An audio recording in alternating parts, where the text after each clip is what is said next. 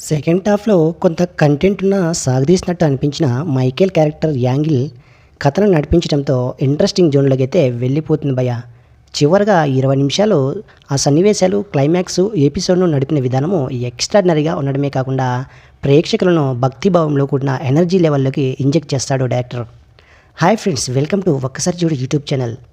అంతేకాకుండా ఈ sequels lead ఇవ్వడం ద్వారా ప్రేక్షకులను ఎదురు చూసేలా చేశాడనే చెప్పవచ్చు. టెక్నికల్ విషయానికి వస్తే విఎఫ్ఎక్స్, మ్యూజిక్, సినిమాటోగ్రఫీ హనుమాన్ సినిమాను మరో లెవెల్కు తీసుకెళ్లాయి. ఫ్రీ క్లైమాక్స్ నుంచి క్లైమాక్స్ వరకు సీట్లకు, తెరకు అత్తుకుపోయేలా సినిమానైతే మన డైరెక్టర్ రూపొందించాడని చెప్పచ్చు. ఎడిటింగు, ఇతర విభాగాలు పనితీరు చాలా బాగున్నాయి. తాను నమ్మిన కథను, ఖర్చును వెనకాడకుండా సినిమా నిర్మించిన నిరంజన్ రెడ్డి అంటే నిర్మాతను మనం అప్రిషియేట్ చేయాలి భయ్యా. సినిమాపై ఉండే తన తపన, అభిరుచి ఏమిటో ఈ నిర్మాత బాగా చూపించారు. డివైనిటీ, లవ్, ఎమోషన్స్, కామెడీ తదితర అంశాలతో తెరకెక్కిన చిత్రం హనుమాన్. ఫస్ట్ హాఫ్ కొంచెం స్లోగా ఉంటుంది భయ్యా స్టార్టింగ్. తర్వాత సెకండ్ హాఫ్ కొన్ని సీన్లు సాగదీసినట్టు అనిపించిన క్యారెక్టర్ల ఎస్టాబ్లిష్మెంటు కోసం తప్పదనిపిస్తుంది. కొన్ని విషయాలు లాజిక్ అందకుండా ఉన్నా అవి సినిమాటిక్ ఎక్స్పీరియన్స్ కోసం తప్పదు అనిపిస్తుంది. కానీ హనుమంతుడిపై భక్తిభావము, హిందూ పురాణాలను గుర్తు చేసే విధంగా హనుమాన్ అయితే ఉంటుంది భయ్యా.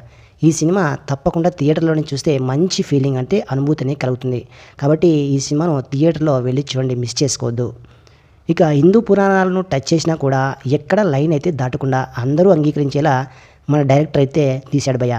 అలా కామెంట్స్ కూడా బాగా వినిపిస్తున్నాయి. ఇక సినిమాలోని గ్రాఫిక్స్, షార్ట్స్, విఎఫ్ఎక్స్ సీన్స్ చాలా న్యాచురల్గా ఉన్నాయని మన ఆడియన్స్ అయితే చెప్తున్నారు.